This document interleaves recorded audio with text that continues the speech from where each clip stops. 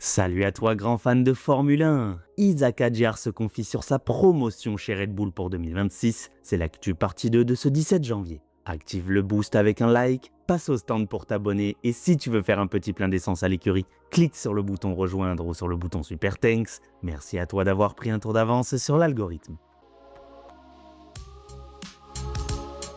Pour la première actu l'équipe, Isaac Hadjar devient pilote titulaire chez Red Bull Racing en 2026. Et c'est la première fois que le pilote français parle en tant que pilote de l'équipe. Le pilote de 21 ans raconte les émotions du moment et l'impression d'entrer d'un coup dans une autre dimension. Le nouveau pilote Red Bull Racing va partager le garage avec Max Verstappen, la référence du plateau. Et le défi est énorme. Le Français sait que ce deuxième baquet est l'un des plus exposés, donc chaque week-end va compter. Et ce dès les premiers essais officiels. Sur le podcast Talking Bull, le Français raconte une carrière qui s'accélère très vite, presque sans respirer. Isaac Hadjar parle d'un rêve de karting qui devient réalité avec un mélange de fierté, de stress et de curiosité, parce que tout change d'un coup.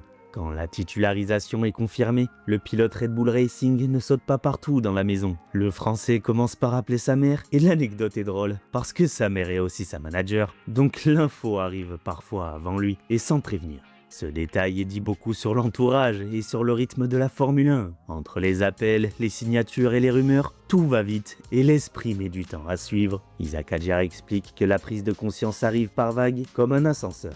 J'ai juste appelé ma mère quand j'ai eu la confirmation du baquet. Et la mère m'a dit qu'elle avait reçu le coup de fil avant moi. Ça m'a fait rire, parce que la mère est aussi ma manager, donc elle voit des choses que je ne vois pas encore. Et moi, je suis resté calme 2 minutes. Après, dans la tête, ça part dans tous les sens. Tu penses à Milton Keynes, au premier briefing, au premier tour en rouge et jaune. Tu te dis que 2026 n'est plus un rêve, mais une date. Et tu sens la fierté monter avec une petite peur, parce que tout le monde va te regarder, et tu veux être prêt.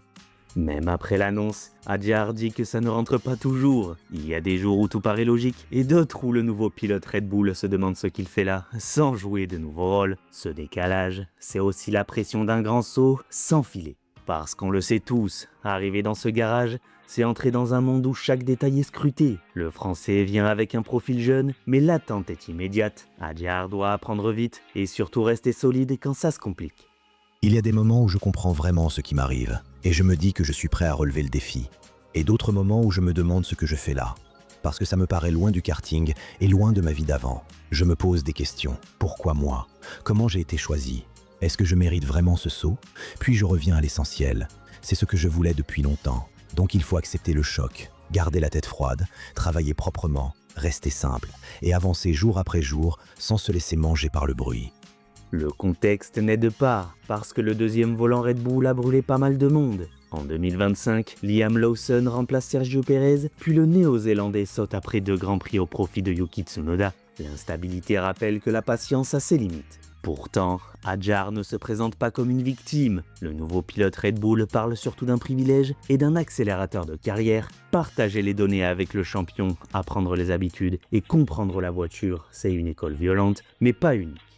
C'est incroyable. J'ai seulement 21 ans. J'ai commencé la monoplace en 2019 et je deviens l'équipier de Max Verstappen. Donc forcément, c'est un privilège énorme. Tu arrives dans une équipe qui joue toujours quelque chose.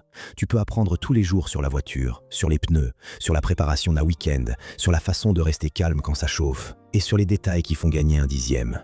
Je sais que c'est un baquet exposé et que la pression est directe. Mais je préfère voir l'opportunité, prendre ce risque et progresser vite sans me cacher derrière des excuses.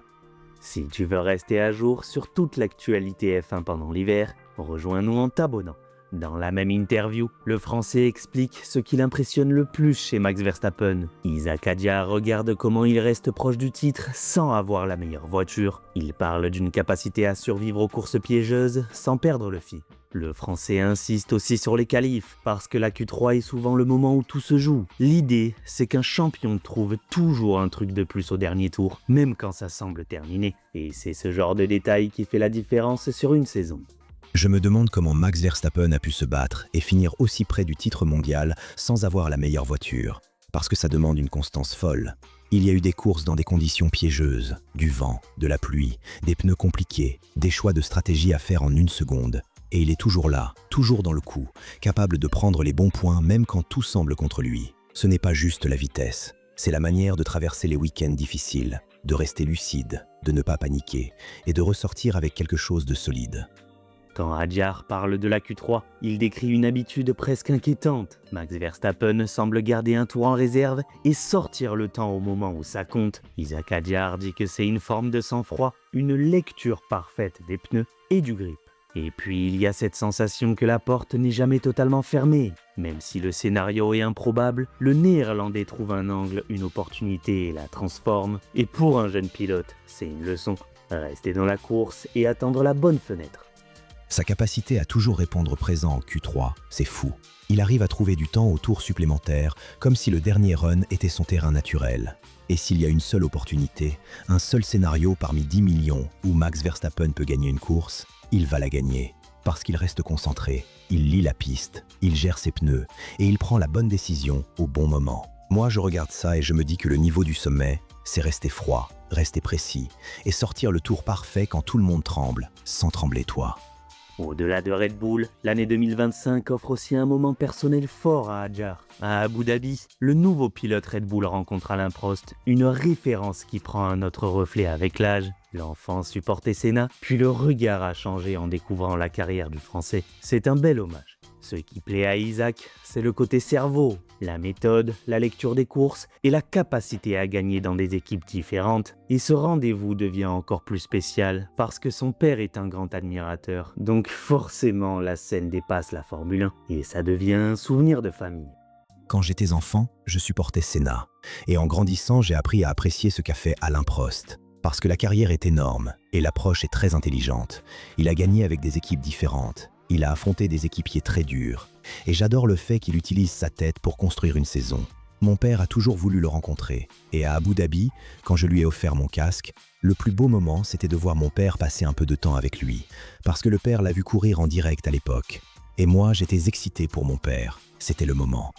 Avec cette promotion, Hadjar arrive dans un environnement où la pression est énorme, mais l'opportunité l'est aussi. Le nouveau pilote Red Bull sait que le vrai test commence dès les premiers tours, quand il faudra apprendre vite, rester propre et construire la confiance en interne. Au fond, le message reste simple, profiter du privilège sans se cramer, apprendre aux côtés du champion, gérer les week-ends difficiles et garder la tête froide. Si le Français transforme cette chance en progression, 2026 peut devenir le début d'une vraie histoire, et c'est tout ce qu'on lui souhaite. Pour la question du jour les amis, et penses-tu que Red Bull Racing a raison de mettre Isaac Hadjar directement aux côtés de Max Verstappen en 2026? Ou est-ce que ce baquet est devenu trop toxique et trop instable pour laisser un jeune pilote progresser normalement? J'attends vos réponses en commentaire. Abonne-toi pour ne rien rater de toute l'actu F1 pendant l'hiver. Ensuite, like, booste la vidéo. Et si tu veux faire un petit plein d'essence à l'écurie, clique sur le bouton rejoindre ou sur le bouton super thanks. Merci à toi d'avoir pris un tour d'avance sur l'algorithme. Et si tu veux enchaîner tout de suite, Charles Leclerc est plein d'espoir pour la saison 2026 de Ferrari. C'est juste ici.